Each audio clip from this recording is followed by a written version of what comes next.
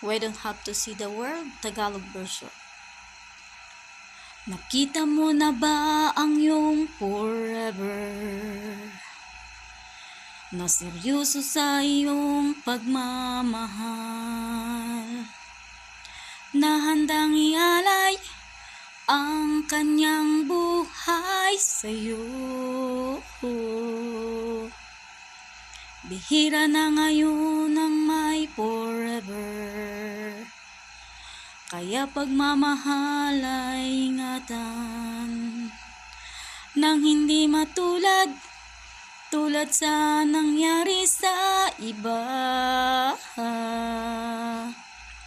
Sekreto sa isa't isa,